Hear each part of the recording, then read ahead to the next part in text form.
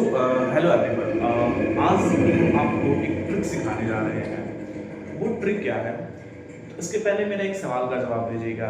क्या आपको भी ऐसे बड़े बड़े ट्रिग्नोमेट्रिक आइडेंटिटीज को सॉल्व करने में 5 मिनट लगते हैं क्या?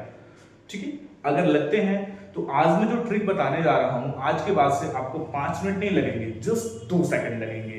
इस 2 सेकंड के ट्रिक को समझने के लिए आपको कुछ इंपॉर्टेंट पॉइंट्स को समझना होगा। आपको पता है कि इन जो ट्रिग्नोमेट्रिक आइडेंटिटीज होती हैं, इनमें आप किसी भी वैल्यू को अगर एक लेते हो, थीटा की कोई भी वैल्यू लेते हो, तो वो सभी आइडेंटिटीज के लिए क्या होंगे? वो सेम होंगे। जैसे अगर यहाँ पे आप कुछ वैल्यू पुट करते हो थीटा की, तो इसके ऑप्शंस जो भी आएंगे तो उसके लिए भी वो थीटा की वैल्यू क्या होगी? सेम होगी। तो इसके लिए आप थीटा की वैल्यू अपने अनुसार रख सकते हो, ठीक है, अपने सुरक्षा के अनुसार कुछ भी रख सकते हो। तो इसके लिए मैं आपको एक सिंपल सी ट्रिक बता रहा हूं कि आप थीटा की वैल्यू क्या क्या रखेंगे तो आपको बहुत ही इजी होगा। जैसे कि अगर आप थीटा की वैल्यू रखते हैं 0 डिग्री, तो आपको पता है कि साइन 0 डिग्री की वैल्यू 0 होती है और cos 0 डिग्री की वैल्यू होती है 1।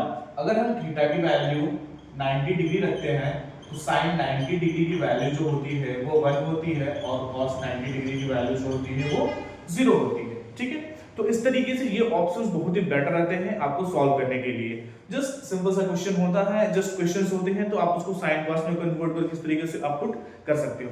कभी कभी ऐसा आपको आ जाता है कि थीटा 0 डिग्री और 90 डिग्री दोनों पे सेम आंसर आने लगे, तो इसको आपको खत्म करने के लिए, यानी कि इसके जगह पे आपको इसको बेटर आंसर लाने के लिए आप थीटा की वैल्यू क्या रख दो? 45 डिग्री। जब 0 और 90 डिग्री पुट करने पे दो ऑप्शंस आपको मिलने लगे, तब आप थीटा की वैल्यू 45 डिग्री रख के सॉल्व कर सकते हो। एक और चीज, इसको आपको समझने से पहले एक और चीज ध्यान रखना है। इसको रूल यूज, ये देखिए, आप आंख बंद करके कोई वैल्यू पुट करते जाओ नहीं। आपको अगर वैल्यू पुट करने पे 1/0 की फॉर्म में आइडेंटिटी आ रही है तो इससे आपको बचना है।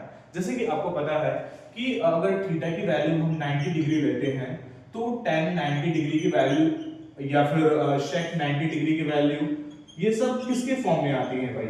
ये आती है सब 1/0 के फॉर्म में। तो ये फॉर्म से आपको बचना है, जो आपको क्वेश्चन को सॉल्व करने में प्रॉब्लम क्रिएट कर सकता है। ठीक है, इसके बाद अगर आपके क्वेश्चन में अगर थीटा की वैल्यू 0 डिग्री से बचना है, तो इसके लिए अगर क्वेश्चन में आपको cot थीटा और cosec थीटा के फॉर्म में दिया हुआ है, तो आपको क्या करना है कि थीटा की वैल्यू 0 डिग्री रखने से आपको बचना है। समझ में आ रहा है? तो इस तरीके से हम लोग क्या कर सकते हैं, सवालों को बहुत ही इजीली तरीके से सॉल्व कर सकते हैं। चलिए इस ट्रिक को हम एक एग्जांपल के द्वारा समझते हैं। जैसे कि हमने बोर्ड पे लिखा है एक एग्जांपल कि tan theta plus sec theta minus 1, tan theta minus sec theta plus 1, ये ऑप्शंस में से कौन सी वैल्यू होगी? अगर हम इसको आइडेंटिटीज को चेंज करते हैं साइन और कॉस में, उसके बाद हम सॉल्व करते हैं तो बहुत ही ये लंबा जाता है। तो इसके लिए हम थीटा की वैल्यू पुट करते हैं और उस वैल्यू को पुट करने के बाद हम लोग समझते हैं किस तरीके से इसको 2 सेकंड के अंदर सॉल्व करेंगे हम।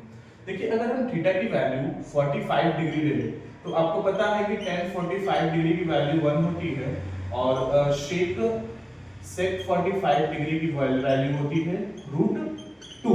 इसको सॉल्व करते हैं, sec 10 यानी 1 √2 माइनस 1, ये हो जाएगा 1 माइनस √2 प्लस 1, तो ये कट गया, ये हो गया √2 2 माइनस √2।